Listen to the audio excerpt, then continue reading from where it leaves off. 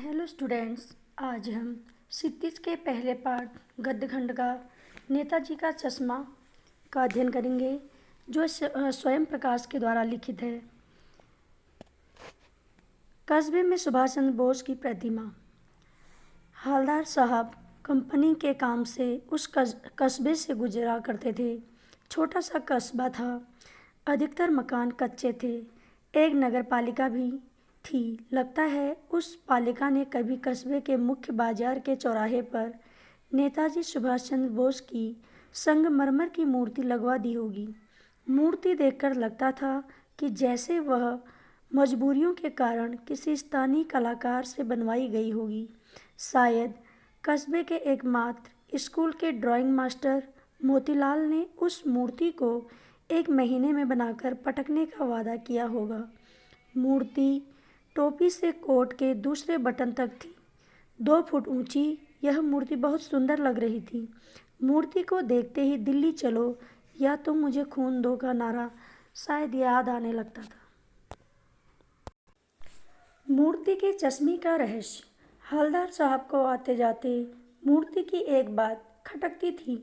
नेताजी की आंखों में चश्मा नहीं था, यानी संगमरमर का नहीं था। उसकी जगह किसी ने एक सचमुच का चौड़ा काला फ्रेम मूर्ति को पहना दिया था। पहली बार उन्होंने देखा तो उनके होठों पर कौतुक की मुस्कान फैल गई थी। पत्थर की मूर्ति पर वास्तविक चश्मा, क्या आइडिया है। हवलदार जीप पर बैठे बैठे सोचने लगे, इस कस्बे के नागरिक सचमुच देशभक्त हैं।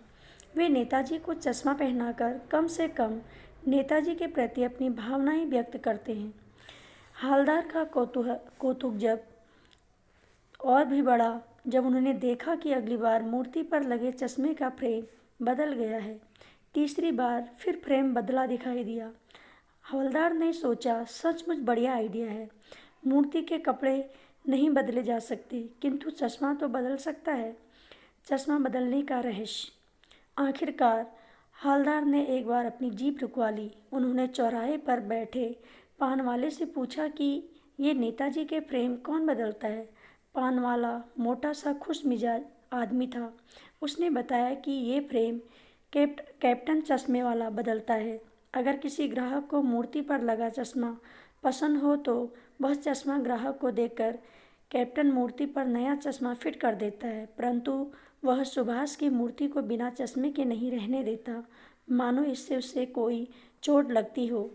हवलदार ने पान वाले से पूछा कि मूर्ति का ओरिजिनल चश्मा कहाँ गया। पान वाले ने हंसते हुए बताया कि उसे मास्टर बनाना भूल गया। हवलदार साहब यह सुनकर द्रवित हो गए। उनका अनुमान सही निकला। यह मूर्तिकार सचमुच कस्बे का अध्यापक था। लगता है वह 1 महीने में कम समय में मूर्ति बनाते बनाते चश्मे के काम में कुछ तय नहीं कर पाया, या असफल रहा होगा, या चश्मा टूट गया होगा, या पत्थर का चश्मा अलग से बनाकर लगाया होगा और वह निकल गया होगा। कैप्टन चश्मे वाले से भेंट। हवलदार साहब को जब यह सच विचित्र लगा, उन्होंने एक बार फिर से अपनी जीप पान वाले के पास रुकवा ली। पूछा, यह कैप्टन चश्मे वाला नेताजी का साथी था या आज़ाद हिंद फौज का भूतपूर्व सिपाही था। इस प्रश्न पर पान वाला हंसा, मुस्कुराकर बोला, वे लंगड़ा क्या फौज में जाएगा, पागल है पागल। वो देखो वो आ रहा है, उसी से बात कर लो, फोटो वोटो छपवा दो कहीं उसका। हवलदार साहब को एक देशभक्त का ऐसा मजाक उड़ाना अच्छा नहीं लगा। मुड़कर देखा तो एक बेहद बूढ़ा मरियल सा लंगड़ा सिर पर गांधी टोपी और आंखों पर काला चश्मा लगाए आ रहा था।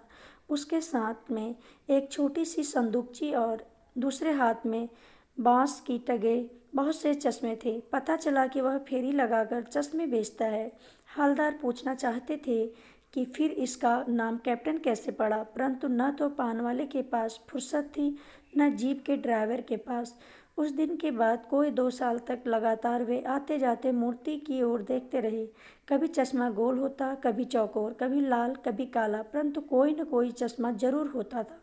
कैप्टन की मृत्यु। एक बार ऐसा हुआ कि मूर्ति के चेहरे पर कोई भी चश्मा नहीं था। उस दिन पान वाले की तथा चौराहे की सारी दुकानें बंद थीं। अगली बार आकर उन्होंने पान वाले से पूछा, इस बार मूर्ति पर चश्मा क्यों नहीं है।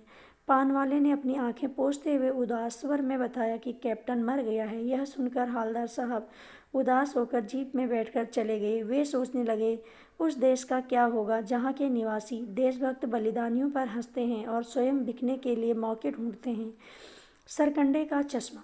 हवलदार साहब 15 दिन बाद फिर उस कस्बे से होकर गुजरे। सोचा कि अब वे बिना चश्मा के नेताजी की मूर्ति को नहीं देखेंगे, परंतु जैसे ही चौराहा करीब आया, हवलदार साहब ने चीख कर आदेश दिया, जीप रोको। उन्होंने देखा, नेताजी की मूर्ति पर सरकंडे का बना चश्मा रखा हुआ था। हवलदार साहब की आंखें नम हो गई, वे भावुक हो गए।